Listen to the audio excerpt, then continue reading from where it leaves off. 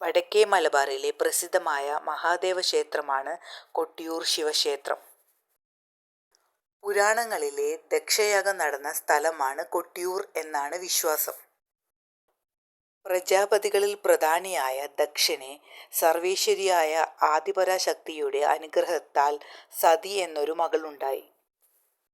സാക്ഷാൽ ഭഗവതിയുടെ അംശം തന്നെയായിരുന്നു സതീദേവി.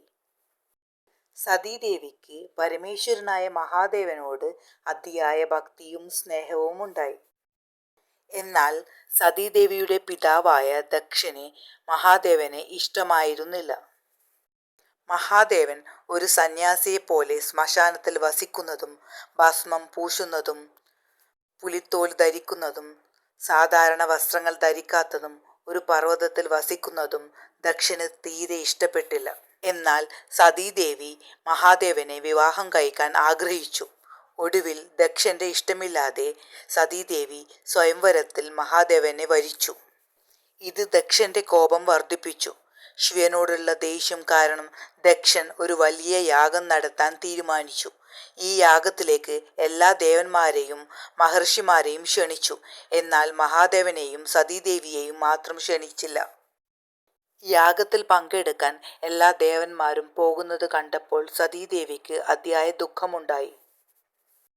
സതീദേവി മഹാദേവനോട് യാഗത്തിന് പോകണമെന്ന് ആവശ്യപ്പെട്ടു.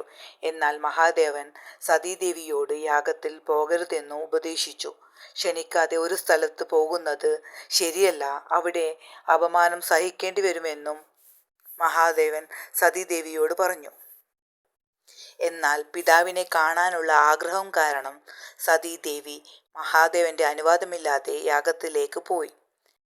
താൻ അപമാനിക്കപ്പെട്ടാൽ തിരിച്ചു വരില്ലെന്നും ദേവി മഹാദേവനോട് പ്രതിജ്ഞ ചെയ്തു. യാഗശാലയിലെത്തിയ സതീദേവിയെ ദക്ഷൻ പൂർണ്ണമായും അവഗണിച്ചു. മഹാദേവനെക്കുറിച്ച് ദക്ഷൻ എല്ലാവരുടെയും മുന്നിൽ വെച്ച് വളരെ മോശമായി സംസാരിക്കുകയും പരിഹസിക്കുകയും ചെയ്തു. തൻ്റെ ഭർത്താവിനെ അപമാനിക്കുന്നത് കേട്ടപ്പോൾ സതീദേവിക്ക് വളരെ ദുഃഖമുണ്ടായി. ഒടുവിൽ പിതാവിൻ്റെ ഈ പ്രവൃത്തിയിൽ മനം നൊന്ത് സതീദേവി യാഗാഗ്നിയിൽ സ്വയം ദേഹം വെടിഞ്ഞു. സതീദേവിയുടെ മരണവാർത്ത അറിഞ്ഞ മഹാദേവന് അതിയായ ദുഃഖവും കോപവും ഉണ്ടായി. മഹാദേവന്റെ കോപം ലോകം മുഴുവൻ പ്രകമ്പനം കൊണ്ടു. തൻ്റെ ജട പിഴുതെടുത്ത് നിലത്തടിച്ചപ്പോൾ അതിൽ നിന്ന് ഭീകരരൂപിയായ വീരഭദ്രൻ ഉദ്ഭവിച്ചു. മഹാദേവൻ വീരഭദ്രനോട് ദക്ഷയാഗം നശിപ്പിക്കുവാനും ദക്ഷനെ വധിക്കുവാനും കൽപ്പിച്ചു. വീരഭദ്രനെ സഹായിക്കാൻ ഭദ്രകാളിയെയും ശിവഗണങ്ങളെയും നിയോഗിച്ചു. വീരഭദ്രനും ശിവഗണങ്ങളും യാഗശാലയിലേക്ക് പാഞ്ഞെത്തി. തുടർന്ന് ഭയങ്കര യുദ്ധം നടന്നു.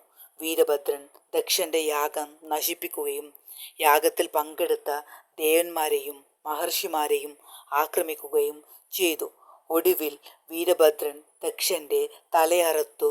യാഗശാല രക്തക്കളമായി മാറി. മഹാദേവൻ യാഗശാലയിലെത്തി സതീദേവിയുടെ ശരീരം കണ്ട് വിലപിച്ചു. ദേവന്മാർ മഹാദേവനോട് മാപ്പു പറഞ്ഞു സമാധാനിപ്പിക്കാൻ ശ്രമിച്ചു. ഏറെ ദുഃഖിതനായ മഹാദേവൻ സതീദേവിയുടെ ശരീരവുമായി കണ്ണീരോടെ അലയാൻ തുടങ്ങി. മഹാദേവനെ ഈ അവസ്ഥയിൽ നിന്ന് മോചിപ്പിക്കാനായി മഹാവിഷ്ണു തൻ്റെ സുദർശന ചക്രത്താൽ സതീദേവിയുടെ ശരീരം 51 കഷ്ണങ്ങളാക്കി ചിതറിപ്പിച്ചു. അവ ചെന്നു പതിച്ച സ്ഥലങ്ങളെല്ലാം ഭഗവതിയുടെ സാന്നിധ്യമുള്ള 51 ശക്തിപീഠ ക്ഷേത്രങ്ങളായി മാറി. ഭക്തർക്ക് അനുഗ്രഹം ചൊരിയാൻ പരാശക്തി വിവിധ ഭാവങ്ങളിൽ അവിടെ കുടികൊണ്ടു. തുടർന്ന് വൈരാഗിയായ മഹാദേവൻ കൊടും തപസ് അനുഷ്ഠിക്കുകയും സ്വയംഭൂവായി അവതരിക്കുകയും ചെയ്തു.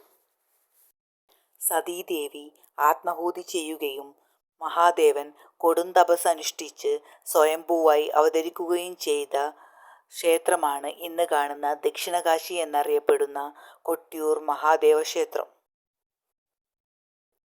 ബാവലിപ്പുഴയുടെ വടക്കേ തീരത്ത് തിരുവഞ്ചിറ എന്നറിയപ്പെടുന്ന പുഴയുടെ നടുവിലായി സ്വയംഭൂവായ ശിവലിംഗം മണിത്തറയിലാണ് ഉള്ളത്. ഈ തടാകത്തിലെ തന്നെ മറ്റൊരു തറയായ അമ്മാറക്കല്ലിലാണ് ആദിപരാശക്തിയായ സതീദേവിയെ ആരാധിക്കുന്നത്. സതീദേവി യാഗാഗ്നിയിൽ ആത്മാഹൂതി ചെയ്തത് ഇവിടെയെന്നാണ് വിശ്വാസം.